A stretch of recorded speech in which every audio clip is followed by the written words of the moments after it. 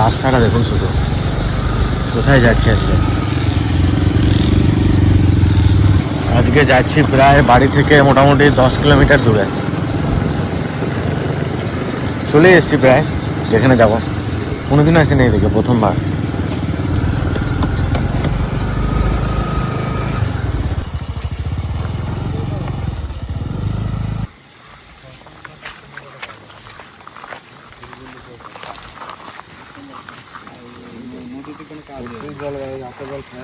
হঠাৎ 2-3 ঘন্টায় প্রচুর জল বেড়ে গেছে।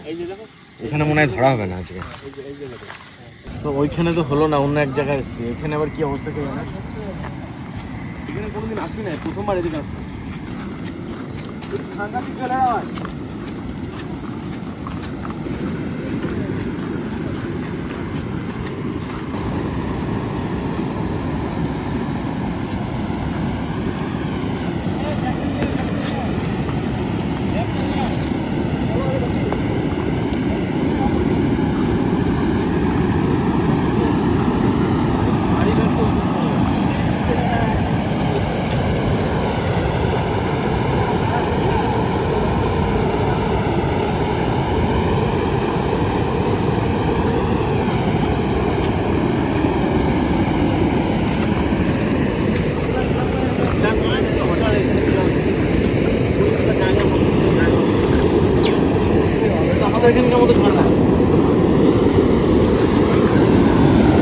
জায়গাটা কি এখন রাতেবেলা বোঝা যাচ্ছে না, তাই আমি দিনের বেলা বলে গেছি না, এখন পাশে যাচ্ছে।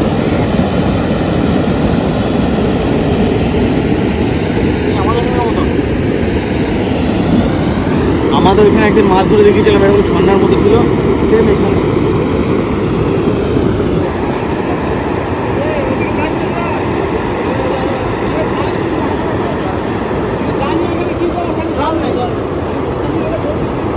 এখানে প্রচুর জল বেড়ে গেছে, তো দেখা যাক মাছ পাই কিনা।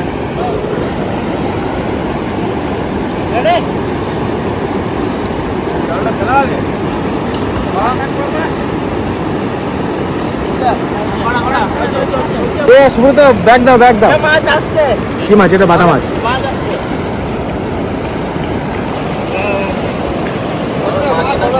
ওই একখানা জাল ফুটো আছে, জাল ফুটো মাছ বেরিয়ে গেছে, হবে না জালে।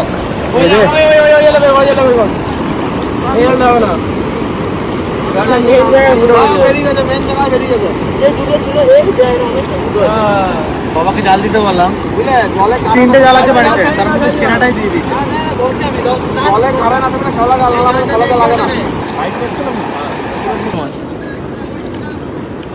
বাটা মাছ।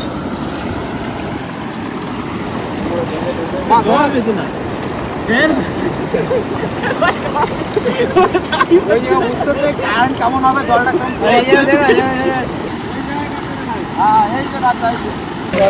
ওপার যাতে পারছি, ওপার যাতে পারি, ওপার দিতে পারলে মাছ হবে। জল ভালো কি করে মাছ তুলে দে, তুলে দে দুটো দল ভালো করে। এরকম মাছ আছে ছোট ছোট সাইজ, তাও যাওয়া হচ্ছে নাকি?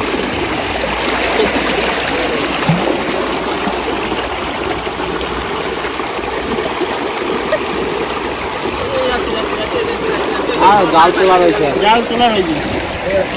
তিনটা দেবে, চলে যাচ্ছে কেন আমাদের?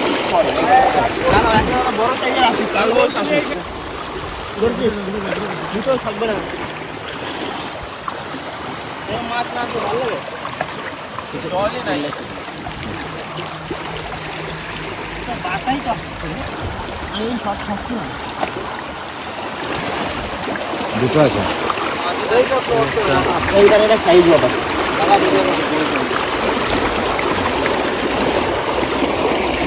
ক্যামেরা নিয়ে দেখ, উঠছে ওই একটা কথা।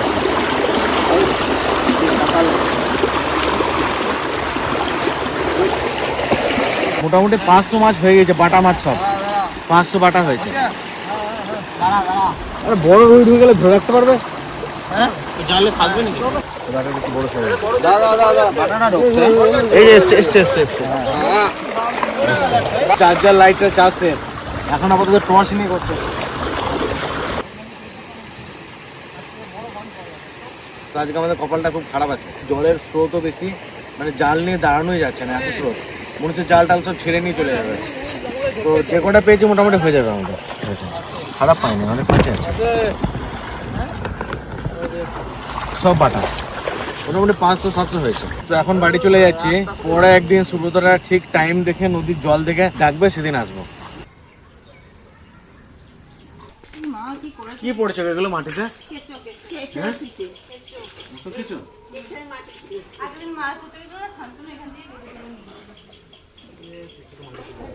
দাদা ভাই, দিদি ভাই, এই দেখো কাঁচা ইলিশ। আজকে ইলিশ মাছ, এই কাঁচা ইলিশ আজকে বাফা করবো। আজকে এই বাটা মাছটাও রান্না হবে জিরে বাটা দিয়ে। ওই ছোট ছোট যে বাটাগুলো আছে ওগুলো ধরা, আর ওই যে যে রাইখারা বাটা আছে বড় বড়, ওগুলো সব বাজারের কেনা। ইলিশ মাছটা আর ওই একটা দুটো কিছু বাটা মাছ বাবা কিনে এনেছিল। তো আমরা এখানে কি করি, আমাদের এখানে যেটা আর কি স্টোরের ইলিশ না, আমরা সেটাকে কাঁচা ইলিশ বলি। তো আমি আগের দিন একটা ভিডিও ছেড়েছিলাম, বলেছিলাম কাঁচা ইলিশ রান্না, কিন্তু ইলিশটাকে ভেজে রান্না করি। তো আপনারা বলছিলেন যে এটা তো কাঁচা রান্না হলো না, এটা ভেজে রান্না হলো। তো আমরা যেটা স্টোরের ইলিশ না, রিসেন্ট ওঠে আর কি, সেটাকে আমরা কাঁচা ইলিশ বলি। আর যেটা অনেক দিন থেকে স্টোরে থাকে, স্টোরের ইলিশ, সেটাকে আমরা এমনি নর্মাল ইলিশ বলি। তো ওই জন্য আমি কাঁচা বলেছিলাম, কাঁচা ইলিশ। তো এটা হচ্ছে সেই কাঁচা ইলিশ। এখন ইলিশের সিজন, এখন কাঁচা ইলিশ পাওয়া যাবে প্রচুর।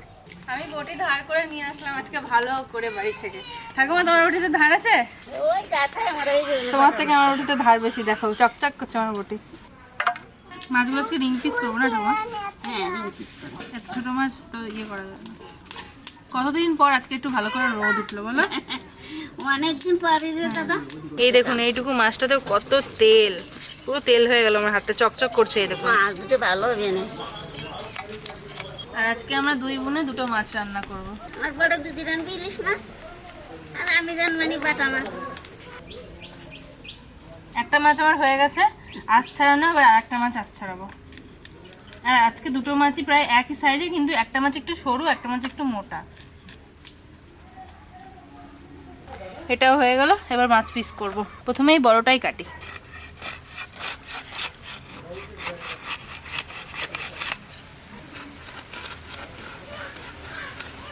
বাপরে, দেখুন কি সুন্দর মাছটা।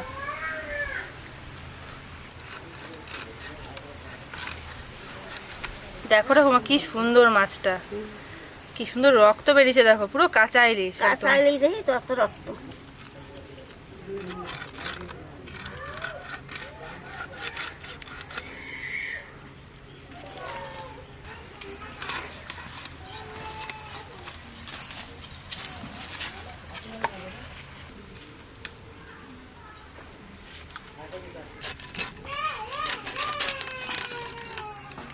ধার হয়েছে মা বটিতে?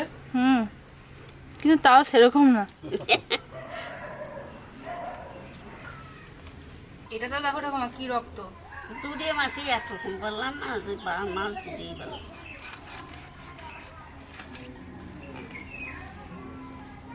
ডিম হলো সামান্য একটু বেশি।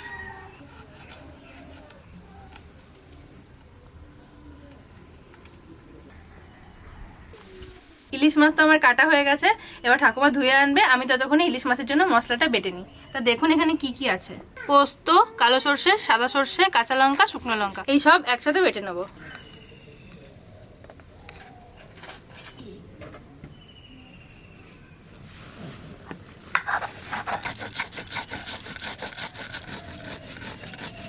আর বাটা মাছগুলো দারুণ আছে তোমার।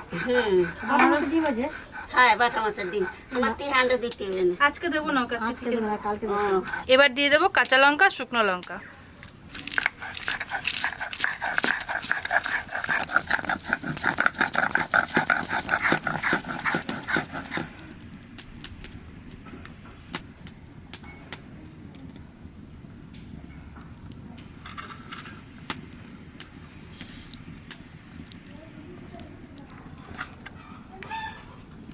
ঠাকুমা ইলিশ মাছ ধুয়ে দিয়ে গেছে, এবার আমি মশলা দিয়ে মাছটাকে মাখিয়ে নেব। মাছের মধ্যে দিয়ে দেবো স্বাদ মতো লবণ, হলুদ দিয়ে দেবো, সর্ষে পোস্ত কাঁচা লঙ্কা বাটা দিয়ে দেবো। টক দইয়ের জল ঝরে গেছে, এবার টক দইটা একটু ফাটিয়ে তারপর দিয়ে দেবো মাছের মধ্যে।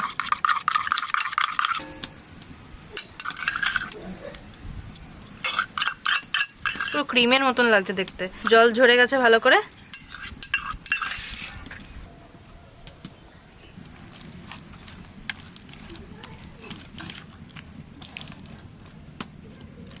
সব মশলা দিয়ে ইলিশ মাছটা একটু মাখিয়ে নিলাম। এবার কড়াইতে কালো জিরা কাঁচা লঙ্কা ফোড়ন দিয়ে তারপর ওই তেলটা দিয়ে দেবো ইলিশ মাছের মধ্যে, তারপর আবার একটু মাখিয়ে নেবো। এখন একটু তেল গরম করে দেবো, আবার লাস্টে দেবো তেল। তেলের উপর দিয়ে দেবো কালো জিরা আর কাঁচা লঙ্কা।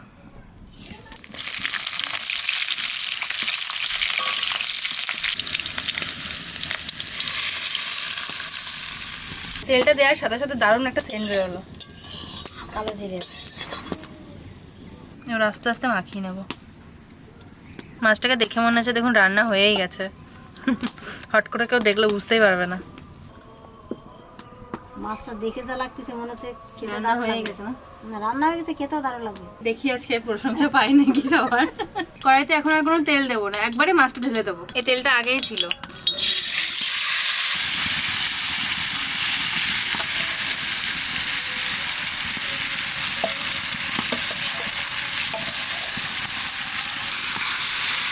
সাজিয়ে দিই এবার মাছটাকে।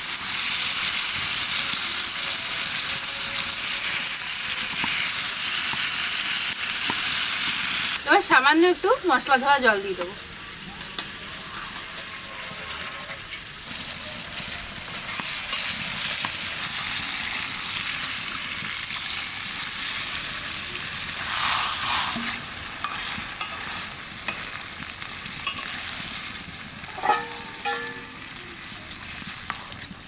এবার ঢাকা দিয়ে রেখে দেবো, আস্তে আস্তে জাল দেবো।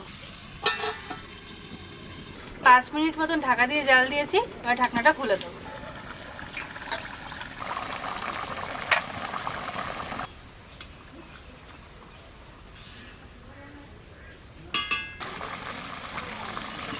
ঢাকনা খুলে একটু জাল দিয়ে নিয়েছি, রান্না হয়ে গেছে। এবার একটু কাঁচা সরষের তেল দিয়ে নামিয়ে দেবো।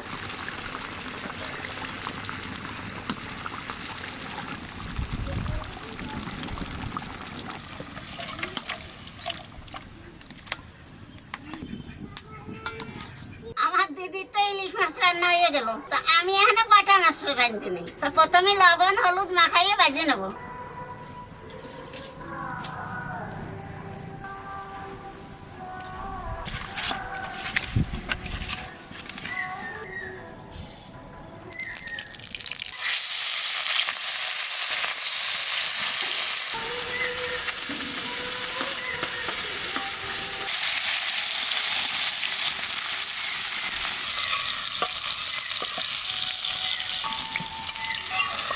মাছ ভাজা তেলের মধ্যে দিয়ে দেবো জিরে আর তেজপাতা,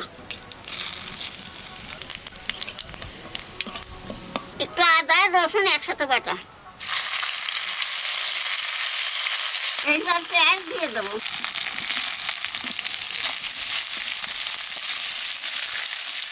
এইবার আলু দিয়ে দেবো।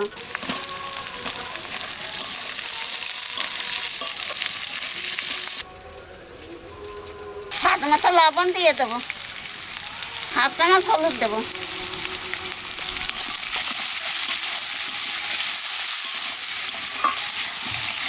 আলু পেঁয়াজ ভাজে নিচে আনে দিয়ে দেবো জিরে ধনে বাটা, কাঁচা লঙ্কা, শুকনো লঙ্কার গুঁড়ি,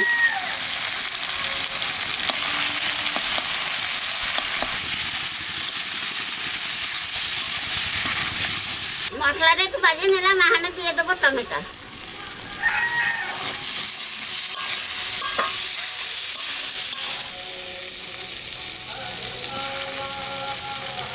এইবার জল দিয়ে দেবো।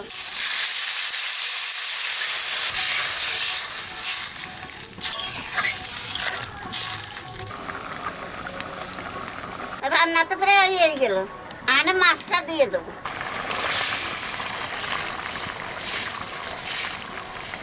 মাছ দিয়ে একটু জাল দিলাম, এখানে ধনিয়ার পাতা দিয়ে নামাই দেবো।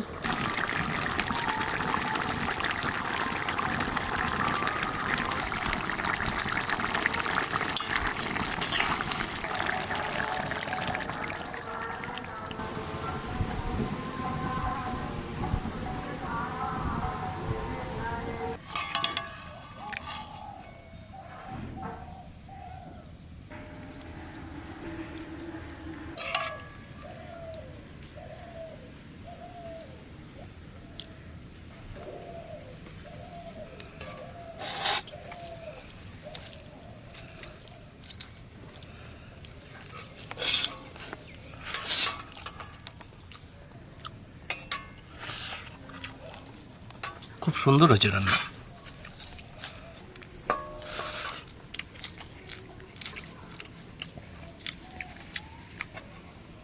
দারুণ খেতে হবে। আলুগুলো আবার ছোটো ছোটো করে কেটেছে, আলুটা দিয়ে মাখালাম, খুব ভালো লাগছে খেতে।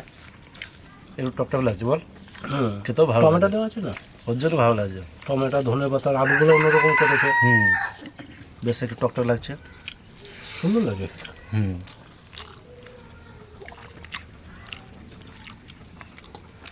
আমার ওই সময় থেকে এই সময় টমেটো বেশি ভালো লাগে। শীতের সময় টমেটো এত ভালো লাগে না, এখন তো সব কিছুতেই টমেটো দিলে আমার কাছে ভালো লাগে। আর বাটা মাছ একটু তো মিষ্টি মিষ্টি লাগছে। চারা কোনো এত ভালো লাগে না। হয় খুব কম। তবে আমাদের ওই পুকুরের চারা কোনো কিন্তু আমি খেলাম, দারুণ লাগে খেতে। চারাপোনা আমরা বাজাই খাই।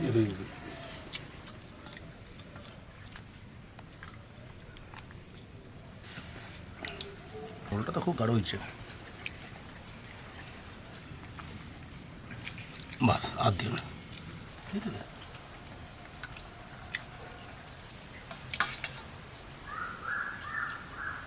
ঝোলটা দেখে দারুণ লাগছে।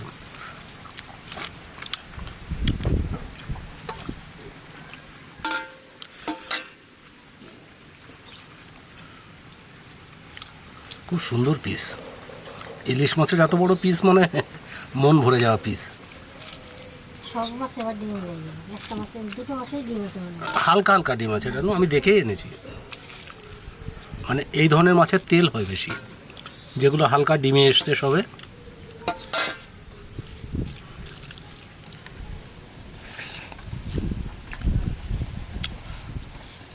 এই বর্ষার সময়তে এখন কাঁচা ইলিশ খুব পাবেন।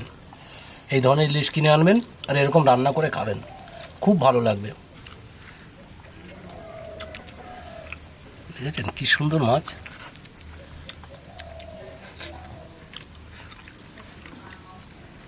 এই বছরের সেরা মাছ এটা।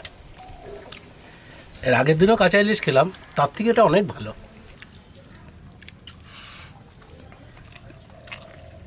না না, সত্যি মা রান্না শিখে গেছে, বললাম না, খুব ভালো রান্না করেছে। খুব সুন্দর রান্না করেছে। আর মাছটাও তো সুন্দর, আর সরষের ঝাঁসটা খুব লাগছে, ভালো লাগছে। সরষেটা ভালো ঝাঁজ হয়েছে, ভালো ঝাঁজ হয়েছে। কাঁচা আর শুকনো লঙ্কা দিচ্ছে, ও তা জানি না, কিন্তু সরষের ঝাঁজটা নাকে লাগছে। আর সর্ষের মধ্যে শুকনো লঙ্কা দেওয়া যা সবই। এই ধরনের ডিম হলে সেই মাছের তেলও বেশি হয় আর খেতেও খুব ভালো লাগে। আর যেগুলো প্রচুর পরিমাণে ডিম হয় তার ডিমটাই খেতে বেশি ভালো লাগে, কিন্তু এই ধরনের ডিম হলে মাছটাও খেতে ভালো লাগে। সবগুলো তো বেশি হয় না, একটু একটু সামান্য একটু ডিম আছে। এই স্কুটি বুলেট শুয়ে আছে, স্কুটি বসে আছে।